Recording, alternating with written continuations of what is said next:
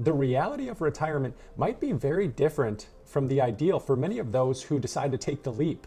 So here are 3 things that you need to know about before you retire. And I'm also going to share about how you can increase the chances of living that ideal retirement that you might be imagining right now.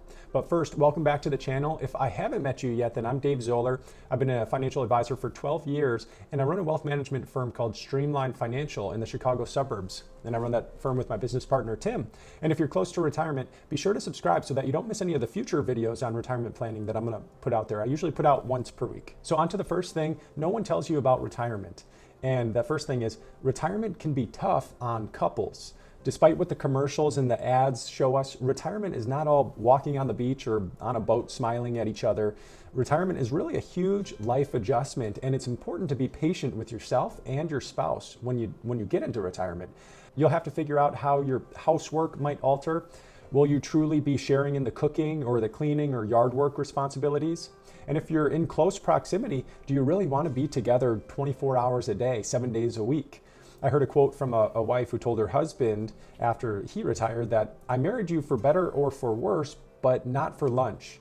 So this is important, and it's worth discussing as a couple ahead of time because it can really make a big impact on your marriage. Actually, divorce over the age of 50 has been rising the last 30 years, while all other age groups have been in decline. And it's more commonly the woman seeking out the divorce. So have deliberate conversations ahead of time about this new stage of life that you're getting into.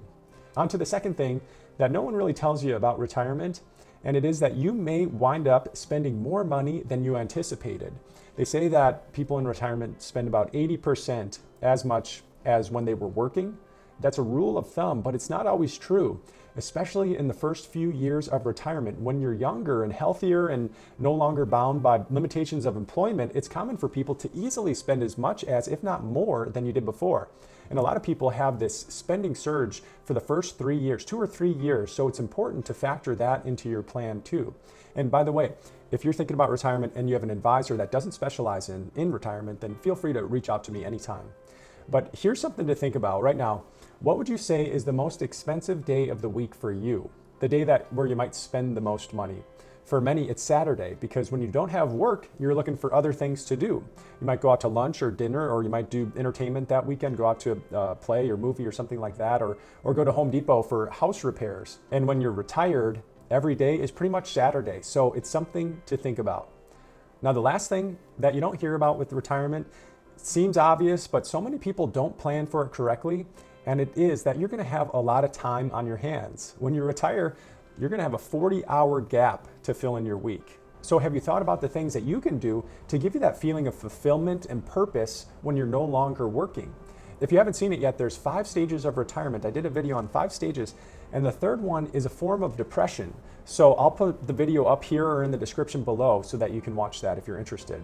And I spoke to someone who's retiring soon, and the way that he phrased it, he used the term, he wants to make sure he knows his hobbies and helping before he decides or before he actually retires. So who's he going to help? How is he going to use his services or his skills in service of other people? And then what are the things he's interested in that he wants to do more of? So try to think through, how can I use my own skills in service of others? And what causes do I care about? Or what are the things out there that I see that just break my heart? Or is there anything that I'm curious about that I want to learn more about? And if you're interested, I put a free guide together in the description below. It's called How to Find Your Purpose in Retirement. So feel free to check that out. And if this has been helpful for you, please like this video so that others can get help as well. And if you do want a free planning session, feel free to reach out to me anytime. And if you subscribe, then I'll see you in the next video. Best of luck on your retirement journey. Take care.